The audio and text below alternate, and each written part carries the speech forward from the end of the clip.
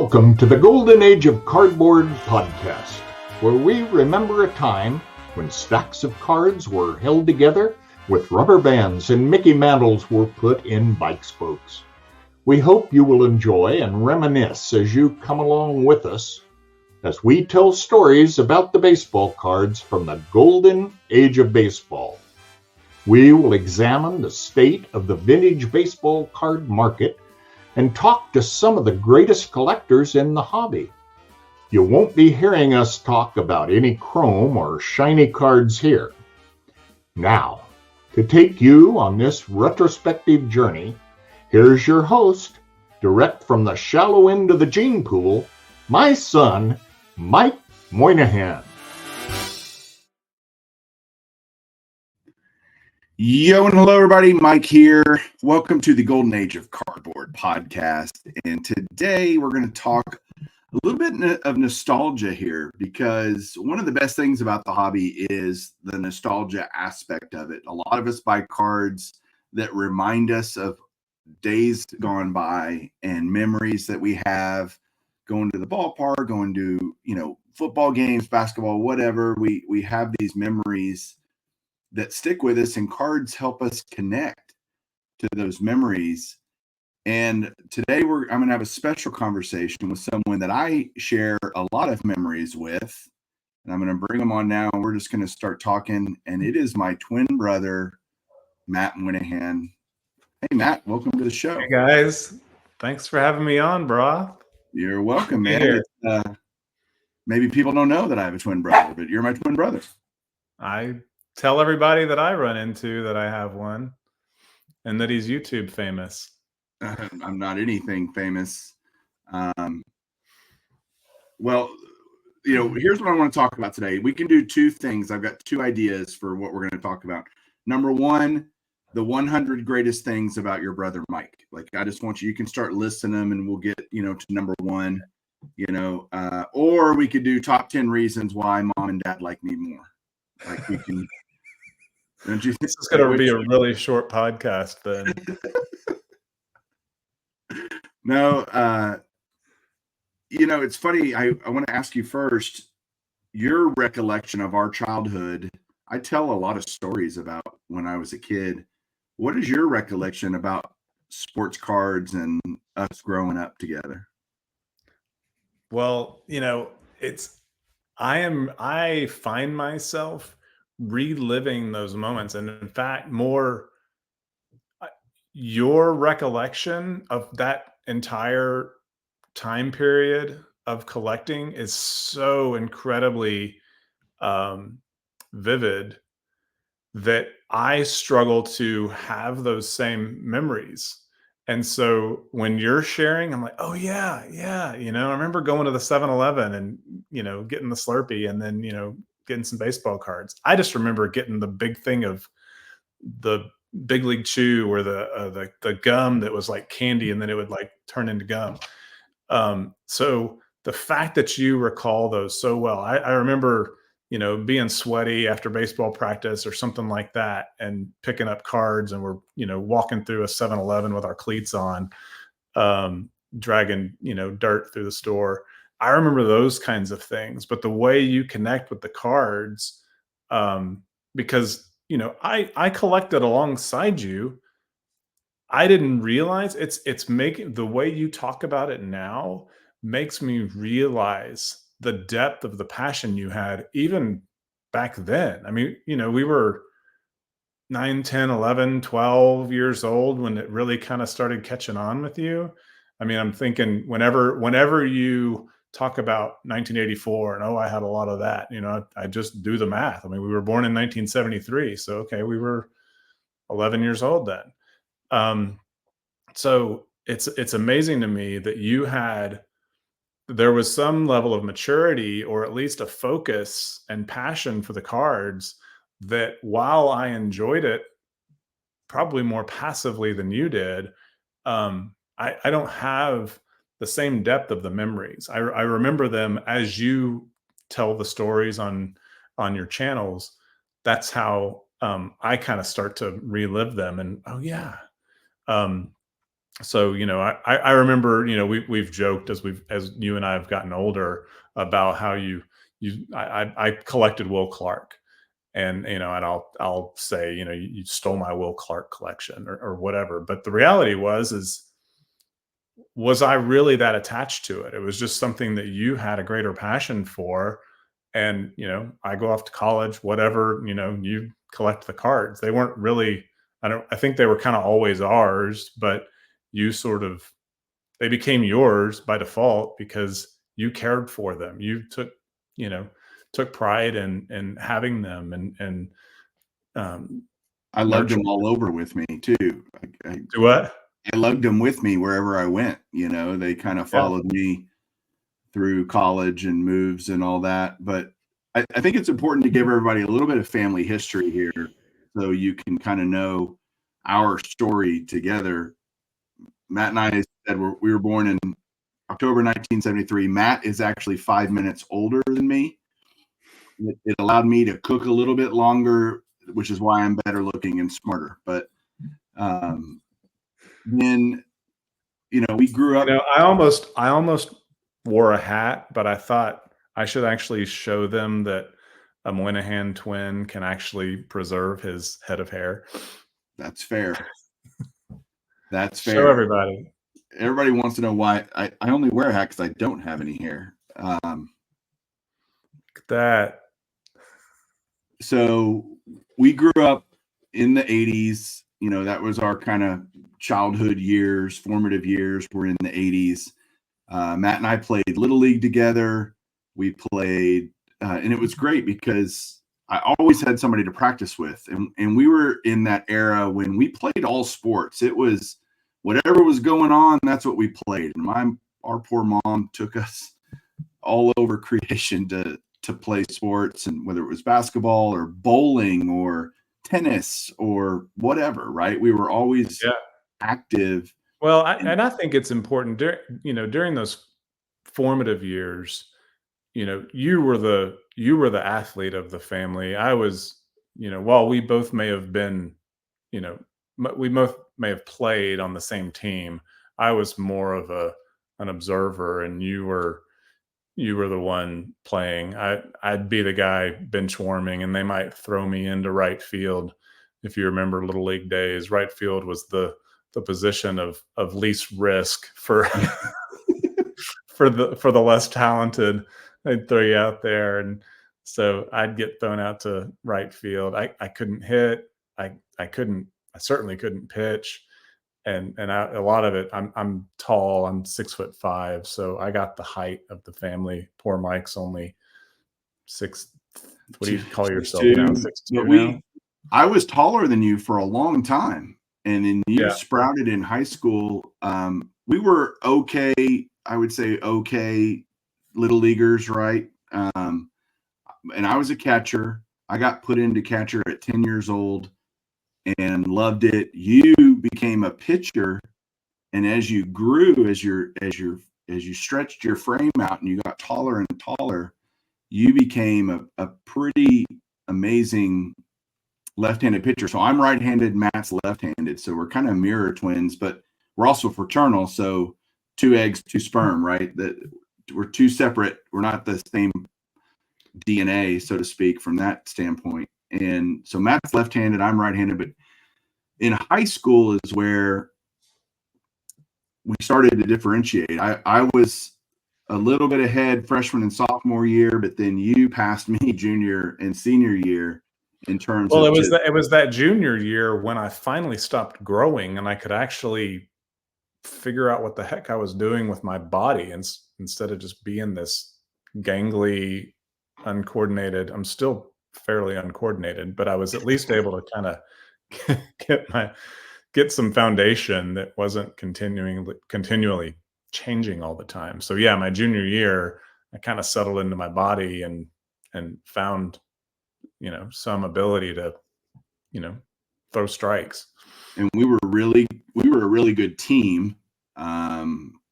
We surprised some people our junior year going deep into the playoffs. Our senior year, we were a favorite in our area to go to state. We were 24-3 3, I think, or something, and then lost in the first round of the playoffs. You had gone, I want to say 11-0, something like that. I was 9-0. 9-0. Okay, in the regular season, 1 point, that whatever. last game was the loss. That was pretty heart-wrenching. Yeah, you got a home run hit off of you in the first inning by the opposing pitcher in the bottom of the first, and it put him on another level, and he mowed us down, the rest of our lineup. It was not a good night, and I think we got one hit. I think we had one hit, and it was the second guy of the game, maybe even the leadoff guy got hit, and so we lost in the playoffs. I went on to the Air Force Academy for a very brief collegiate career. You went to Vanderbilt, where you pitched for 3+ years. Is that right? 3 years, and then I got hurt. I got hurt twice, actually, but it was finally my senior year. I just realized, it was, the sport was starting to pass me by. I wasn't able to dedicate as much, and I realized I needed to find a career. So I needed to get some internships and start actually working toward a career. So I retired at 21 from baseball. Yeah, I retired at 19 from baseball. Played softball and all that, but you and I, once you went to Vanderbilt, we don't live near each other anymore, which is hard. When your twin brother, your best friend, the person you spend all your time with, really, is you're separated from each other. Now that's been way longer now than it was that we were together, right? In terms of living together and being roommates in the same little bitty room at our parents' house. It's weird how the dynamic changes as we grow up. We have families of our own, and you're not near each other. It's hard to stay close to someone when you're not physically close to someone. It's just, you're doing your thing, I'm doing my thing, and a day-to-day basis, we don't really keep up. But I think one of the cool things about YouTube is you kind of keep up with me by watching, at least through one slice of the pie of my life, right? Mm-hmm. Watching my hobby over the last however many years grow. And I'm glad that you appreciate it. And you have some cards behind you, because now as an older guy, right? Now that we're 50, we're old, dude. Like, it's weird that we're 50 years old, man. Anyway, you started getting back into cards. What kind of drove you towards that, or what's your collecting life been like since we lived together a long time ago?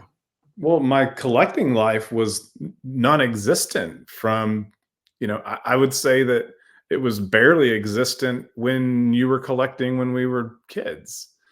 I enjoyed the fun of it, of ripping the packs open and seeing if anything was in there or whatever. That was kind of thrilling. But beyond that, it was like, now I've just got a big stack of cardboard. It meant something more to you even back then. And I didn't even really recognize it. I recognize it now because of the way you so thoughtfully articulate those feelings and your memories of that time. It's impressive that you do remember all of that. So it is important that we mention that we have a sister who's 11 months younger, who we all went to college together. And I think I point that out because, you mentioned being difficult, the distance being difficult. And I think in many ways, mom and dad kind of encouraged us to branch out, or at least they certainly didn't limit us to seeking a college experience away from home.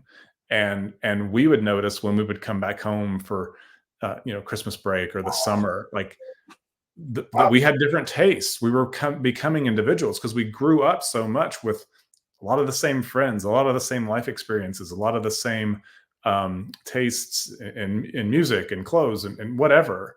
And we started really, as we went to college, we developed that individuality. I was off,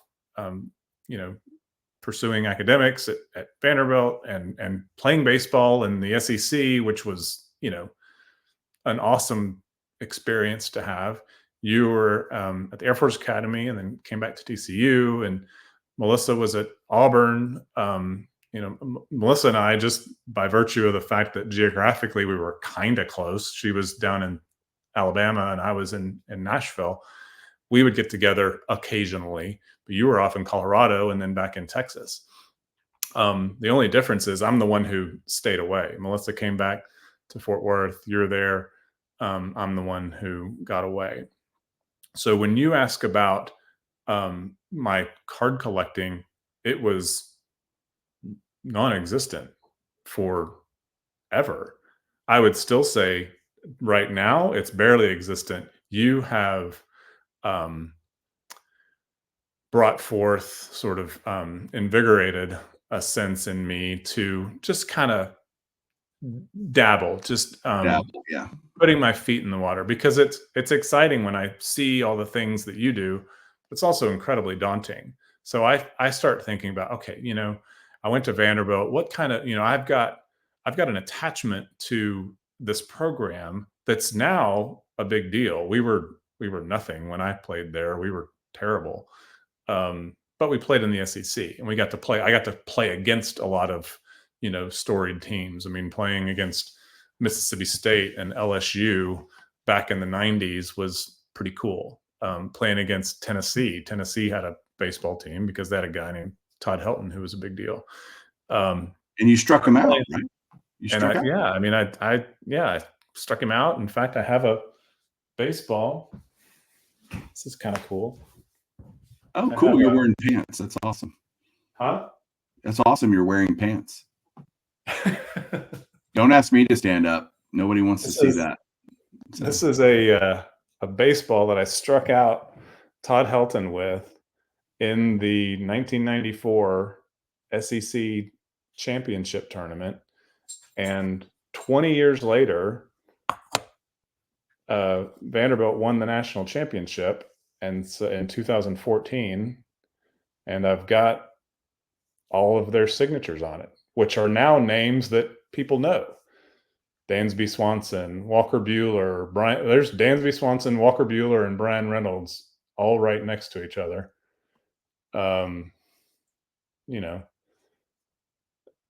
kind of a neat little memento. And when I told the guys that story, as I was getting them to sign it, they were jazzed to sign it. They thought it was pretty cool. So I've got that attachment to the program. So the cards that you see displayed behind me are Vanderbilt players, because now they're churning out these guys that go on and make their way up into the bigs pretty quickly and have decent careers. Some of these guys have already flamed out, but a lot of them have stuck around. So that's the memorabilia. Some of it's just stuff that I've got from being a season ticket holder, and I've got that's my last hat that I wore on the field. It's totally beaten up. So, and Tyler, one of my sons, he has one of my practice hats with the it's not a fitted hat, the adjustable. But anyway, so question for you. I'm sorry. Let me go back in time a little bit. Sure. And we'll get to what you collect now in a minute, but I'm wanting to tie a bow kind of on our childhood. Do you remember our parents being encouraging, or was it more tolerating of cards, or just thinking, I'm sure mom and dad thought, oh, Mike's going to surely grow out of this or whatever. It's just a passing fancy. Right. I don't have any clear recollection of that. I certainly don't remember them hindering it in any way. Maybe you do, because you had a greater want for them, but I don't remember that specifically. Do you remember us going around flea markets with Dad? Yes. Right? We would be his porters, right? We were his Sherpas. We'd carry all of his stuff that he would buy. My dad was always buying tool. Our dad was always buying tools because he has this amazing workshop. He's incredibly talented in that area, and he collects tools. That's his collection. And he doesn't care if he has 4 of the same tool already and he finds a 5th one for a good deal, he's going to buy it, you know? That's how. Yeah, and maybe that mentality kind of paved the way, or at least certainly wasn't going to say, hey, this collecting stuff is stupid, because he's quite the collector himself. Yeah, who is he to talk, right? Who is he to criticize? Right. Now, he always prided himself on, finding a great deal. He'd rummage through somebody's junk and, give them $1 for something that was probably worth $25 or more. Well, let me tell you, Matt, my friends bust my chops non-stop about how cheap I am. And cheap. No, I think that was deeply ingrained in yes, totally by our father, for sure. Our dad would say, make them tell you you're crazy twice. That was a lesson we were taught as kids. Yeah. And so, it's served us well in adulthood, I would say. I've gotten a lot more cards. Apart from your detractors who say you're a big cheapskate, but right. They can call that all they want. And I get the nice cards for as little money as I can. But do you also remember, I think a lot of people know this, but we grew up with our dad working in sports television. Yeah. And so we spent countless evenings, weekends at sporting events, whether it was Rangers games, Cowboys, Mavericks, Stars. Yeah. Do any of those memories of attending sporting events with dad stand out to you? Oh gosh. Yes, a lot of them. And I didn't, at the time, I guess I thought it was kind of cool, especially as we developed as athletes. But I remember very specifically, we used to, when we worked the Dallas Mavericks games, we'd always have odd jobs. And I remember having the job of having the boom mic underneath the basket. And our job was to capture the sound of the squeaks of the shoes. Yeah, you and I would be on each end of the court. I'd be on under one basket and you'd be under another. And I don't know if we also kind of had to pull cable too, but cable pulling was something that you would do for a handheld camera operator back when they had to carry these big cameras. You'd be cable puller behind them, making sure that they weren't going to run into a cheerleader or a fan or an athlete, trying to kind of, block them. But I remember being on the floor underneath the goal at a Mavericks Bulls game, and Michael Jordan walked out onto the floor. And it was the only time that I think I was ever completely starstruck.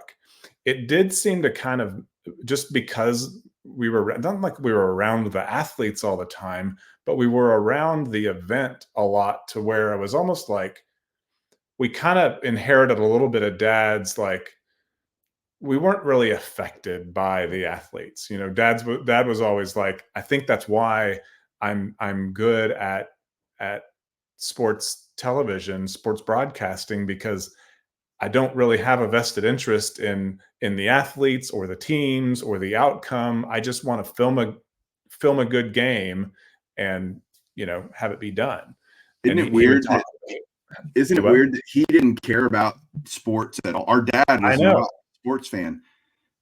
Where did it come from? Because we're both very much sports fans. We are in all sports, and especially I think it was just the exposure to his job that was it was a career to him, and he was incredibly good at it. But he exposed us to sport, and I think I enjoyed. I remember there was one Christmas that Dad was going to have to work or maybe it was a Thanksgiving. It was Cowboys always played Thanksgiving and Christmas. It was Christmas. I know what story you're going to tell, and it was Christmas. Yeah. And he, instead of him being away for Christmas, he got us all jobs. Like, so Mom was working up in the broadcast booth, and, Melissa our sister was on the camera. She was on the clock timer camera. She just had to make sure that the clock timer was in frame of the camera. I was pulling cable down on the sidelines. You were probably doing the same thing, but we all had jobs. Like we got to do that as a family experience on a Christmas. So, See, it's that's funny you remember that, because I mean, I'm sure it happened. No question that it happened. I don't have a lot of vivid memories of that. It's yeah, funny. Again, both the things we races, remember. exactly. They're Collectively, we could put together our entire childhood, but individually, we leave a lot of blanks. exactly, and that's kind of, I think, just normal. Some Yeah. things leave a more indelic, impression on our minds. I think it was Mom, honestly, that was the huge encourager of our fanaticism for sports, because She was a Cowboys fan.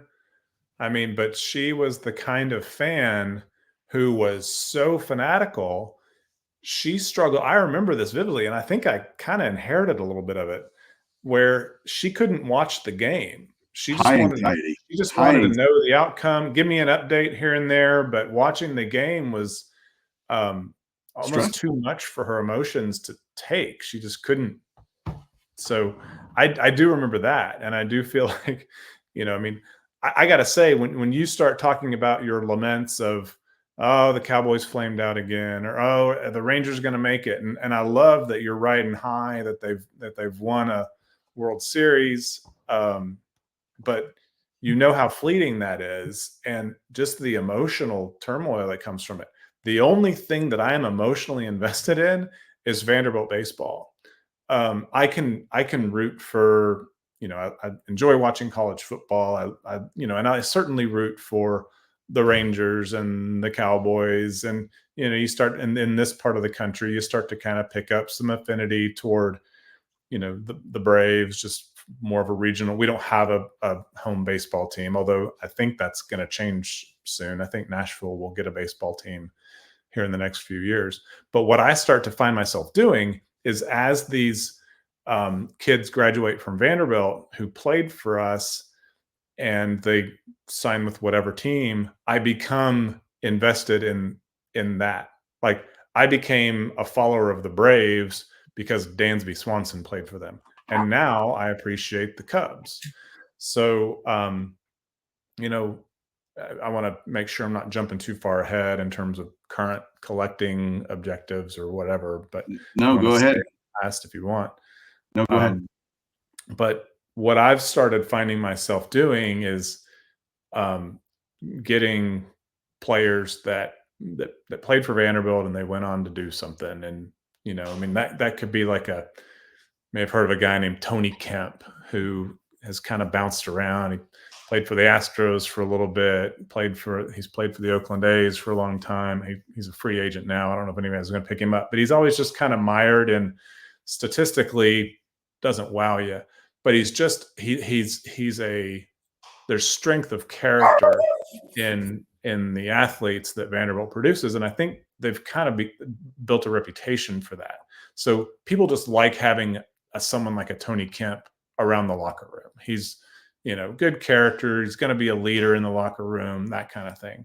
And I appreciate that. And so, but I told you recently that I was going to try to start kind of focusing an effort on a Dansby Swanson collection. Could he become a Hall of Famer? I don't know. I used to think David Price was going to be a Hall of Famer. I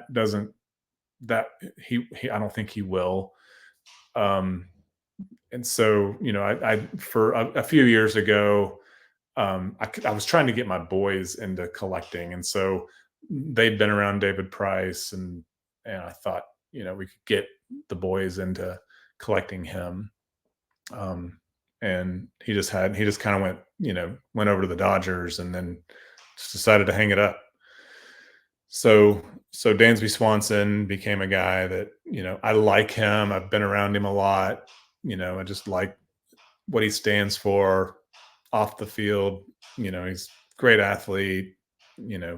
Cubs I think Chicago really likes him, so I'm enjoying sort of starting to build that. But then I'm like, okay, I go from talking about flash forward from, back in the 80s when, all you had to get was the Fleer and the Donruss and the Tops.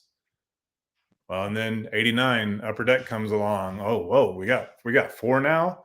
It's kind of like the difference between, broadcast television where you had 4 channels to choose from, and now we've got streaming service and you can watch anything in the world. Now it's overwhelming to take yourself out of a hobby and then reinsert yourself back in it 3 decades later, and to see the evolution. And I would say, it's not totally foreign to me. I saw it on the periphery. I knew you collected, and I would see all the, you could kind of bark about, there's too much, there's all these variations and all these chromes, and it's just not the same as it used to be. And I'm sure that probably still holds, but you embrace it. And now it's like, but when I start to try to build a Dansby Swanson collection and I'm looking at the catalog of all the cards to get, I'm like, oh my gosh, he's got 87 rookies or whatever. I don't know what it is, and what's even considered as rookie, for Pete's sake, and then it's just daunting from there.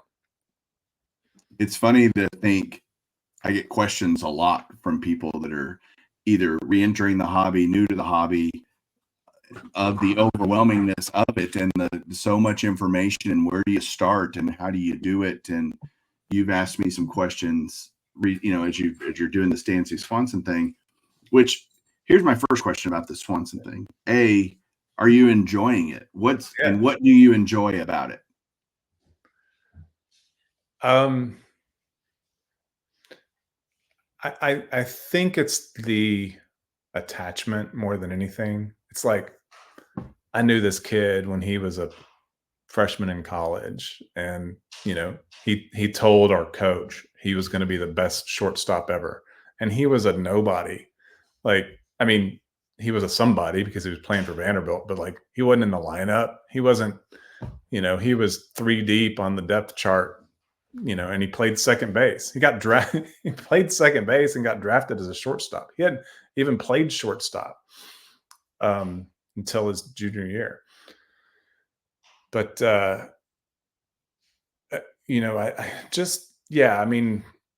I'm enjoying it. It's not something that, do I want to spend a ton of money doing it? Not really, but it's fun. And I like looking back and having some of these guys, a lot of these guys are people that, your viewers don't know, but I know them, and it's kind of cool to see them in a Major League Baseball uniform, because I've got that connection. So that's what's meaningful to me. Yeah. It won't be valuable to anybody else. There's no turnover strategy for it. I can buy all this cheap, and when he becomes a Hall of Famer, I can, buy the log cabin in Gatlinburg that I want. No, I get it. That connection is so visceral for you. You knew these guys. My dogs are going crazy. I'm surprised mine aren't. Bob. Daisy. Norman. Claire. Cut it out. Come here. Oh, stop it. You guys cut it out. Okay. Back to the show, maybe. You can see them. Yeah. You guys got to cut it out. Killing me. When you collect Swanson and you're getting his stuff and you're looking on COMC, and is that where you're getting a lot of cards? Right. Yeah. eBay, stuff like that. I love that there's such a connection, and yet you don't feel like you've got to get everything. You're going to kind of get stuff as you see it, and it's a good deal, and you like the look of the card or whatever. Is that your mindset when you're? Yeah, that's the mindset. I think it's like, okay, that's, he looks cool there. His hair's looking good. That sounds superficial, but I think what I'm doing is I'm kind of like, I'm running across doing a cross sample, just kind of getting, all right, get a couple of 2015s, 2017s, running every year, grabbing, 10 cards from each year. And, I think I spent $50 on 45 cards or something. His 2024 is starting to come out, but I don't know enough to know, like, okay, what's his card? What is the 2024 card? How many am I going to need to look for? What am I going to be?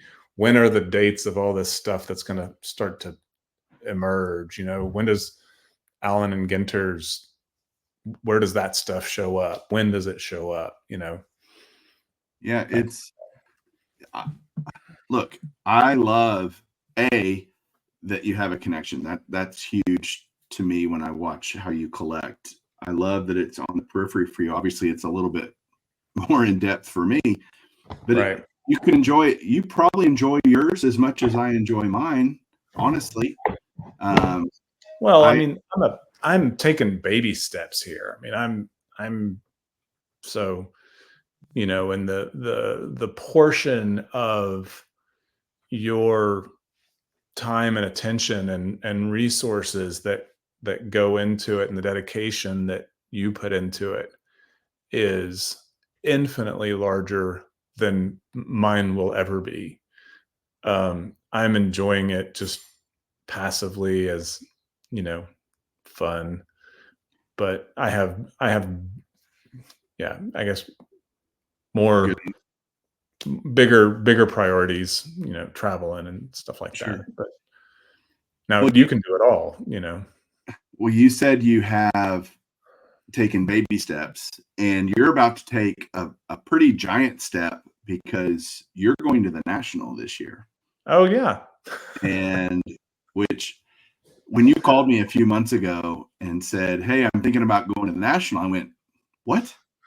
And what was tell me, or tell everybody else, what your thinking was in terms of, okay, I think I want to do this. What was the motivation? What made you decide that you wanted to go? Yeah. Well, I mean, here's what I love. What's really beautiful to see is the camaraderie that you've built. I mean, you have got friendships, deep friendships that are abiding in this shared love of something.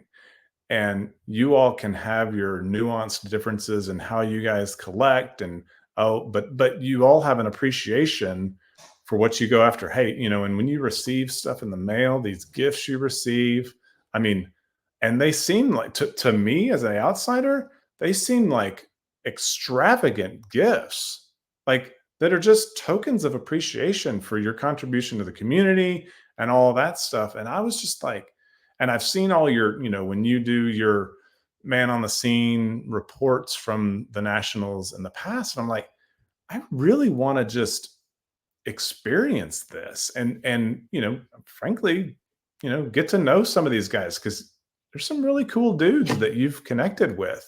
I don't have much to offer in terms of being able to talk on par with them in terms of their knowledge of the hobby. And I'll probably just make myself sound stupid by even expressing, much interest in it. I mean, I'm an infant playing in a, and I will come to the table with an infant-sized wallet and an infant-sized understanding of it. But there's this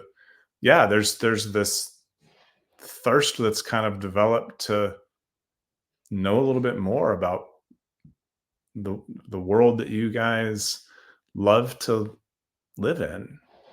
Well, if anybody makes fun of you, let me know. I'll take care of it. Like, no, they're just going to be like, how do we get stuck with Mike all these years?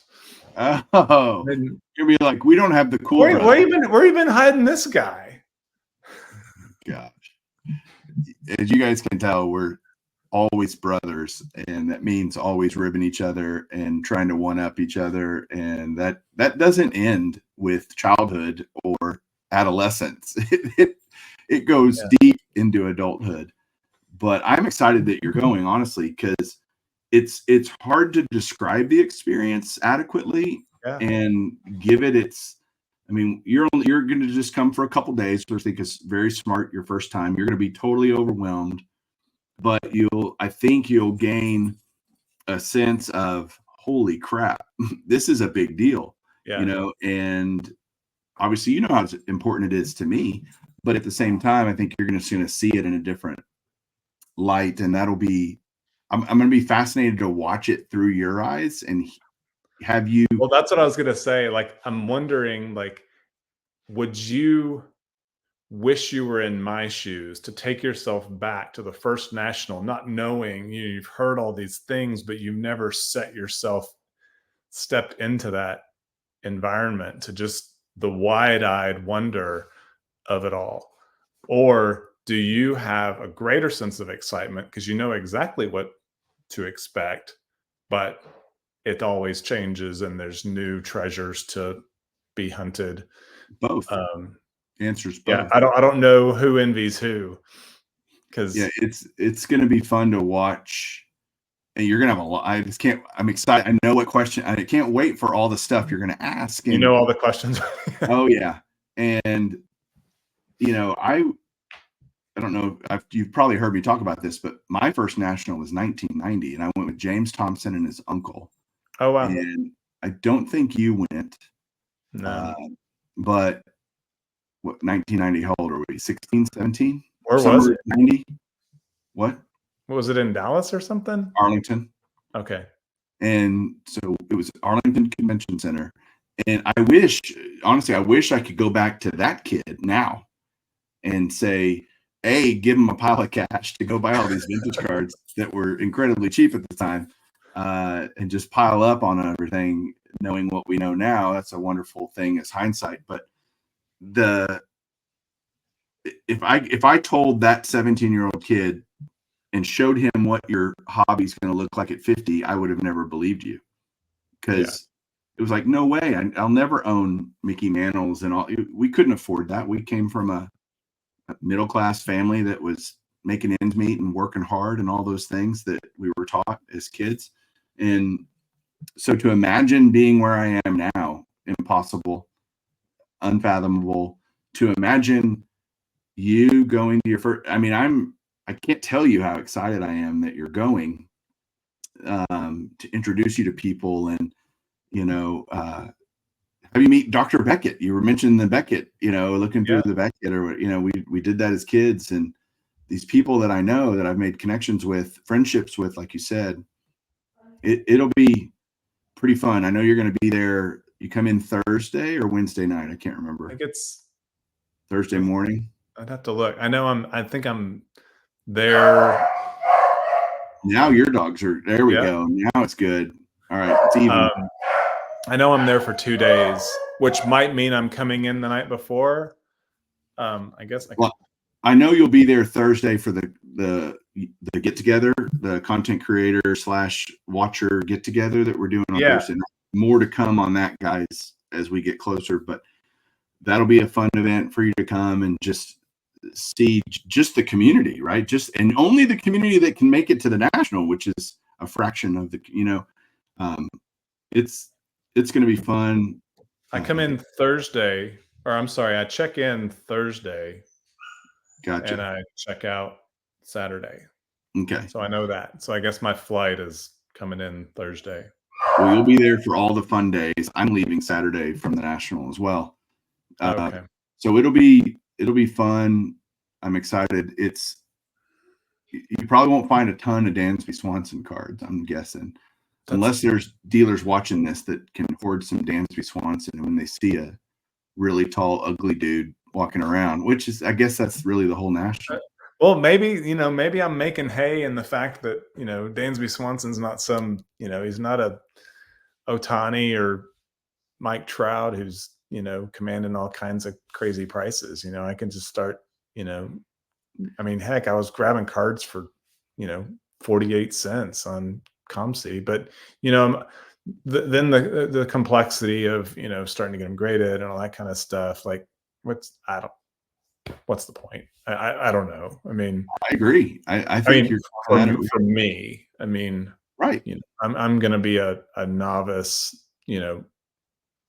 I'd be a joke to every one of your friends, but in terms of my level of the desire to collect, the desire. I have an idea.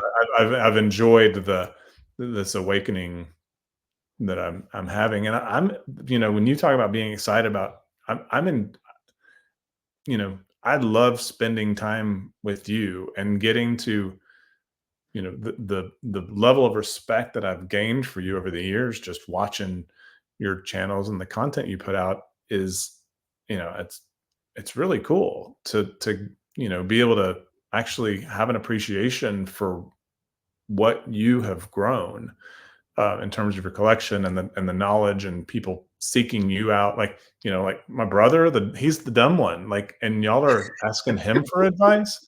Like, it's on, in one sense, kind of weird, but also like, that's pretty cool. That's my bro, Well, I just had an epiphany as we close this out. I want to throw out a challenge to anybody. If you have Dansby Swanson cards lying around that isn't doing anything for you for your collection, hit me up on Instagram, or if you're watching on YouTube, leave a comment and but hit me up on Instagram at Baseball Collector Mike. If you want to give some cards to my brother's burgeoning Dansby Swanson super collection, let me know. We'll figure out a way to get them to him. If you're going to be at the National, I have some more. Oh, be quiet. You'll be surprised. I mean, people love to do that for other people. Genuinely, truly. That's cool. It's one of the things that makes this community so great is because they're going to be like, they'll dig through their boxes and be like, yeah, I got some Dansby Swanson lying around here, commons and stuff, but you'll love it, right? And so the point is, it's not common to me. That's right.